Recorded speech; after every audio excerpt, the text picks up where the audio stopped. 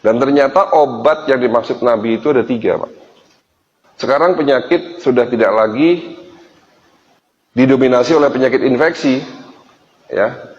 Justru penyakit degeneratif lah, seperti jantung koroner, stroke, diabetes, penyakit hipertensi, asam urat, gagal ginjal, dan penyakit degeneratif lainnya adalah penyakit yang di dalam ilmu kedokteran, di dalam dunia medis, dikatakan penyakit tersebut tidak dapat disembuhkan.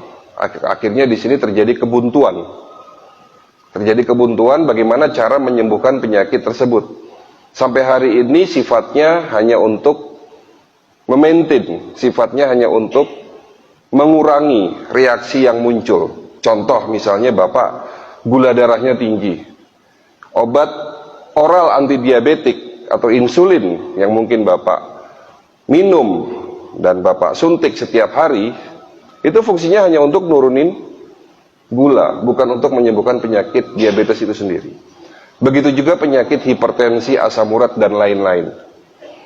Akhirnya dengan adanya kebuntuan tersebut, dunia kedokteran berubah, ya, di mana pengobatan tradisional, ya, memiliki beberapa nilai tambah dan pastinya juga ada negatifnya, ya. Oleh karena itu yang baik-baik kita ambil, yang dari medis dan dari tradisional kita ambil, ya disinilah muncul sebuah metode yang sekarang ini dikembangkan di Eropa, di Amerika, di Jepang, di Korea, di China, dan menjadi pengobatan yang lebih dapat diterima karena menggabungkan dari kedua ilmu tersebut, medis dan tradisional, yang tentunya didukung dengan teknologi. Dan alhamdulillah, ya, terjawab atas pertanyaan, apa benar penyakit diabetes adalah penyakit yang tidak dapat disembuhkan?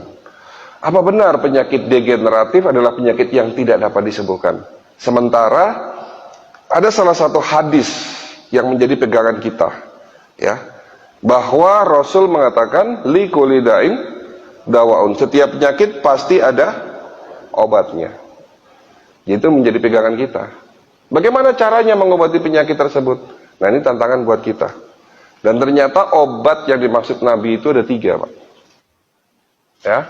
Obat yang dimaksud Nabi ada 3. Yang pertama, obat yang kita ketahui sebagai dalam bentuk obat, ya, misalnya herbal atau obat kimia. Yang kedua, obat itu ternyata ada dalam makanan kita. Jadikan makanan kita itu juga jadi obat, bukan sebaliknya. Karena selama ini mungkin makanan yang kita makan itu justru menjadi penyakit. Nah, dan yang paling canggih lagi yang ketiga ini, Pak. Ternyata obat itu Allah sudah siapkan ada dalam tubuh kita sendiri. Nah, itu yang paling canggih. Tubuh manusia memiliki kemampuan secara otomatis dapat mengobati dirinya sendiri. Jadi terkadang kita sakit tidak sadar, sembuhnya juga tidak sadar, Pak. Karena tubuh kita memiliki kemampuan dapat mengobati dirinya sendiri. Itu yang disebut sebagai self-healing. Dan metode self-healing inilah yang menjadi dasar pengobatan holistik, ya, yang tentunya sekali lagi didukung dengan teknologi maju.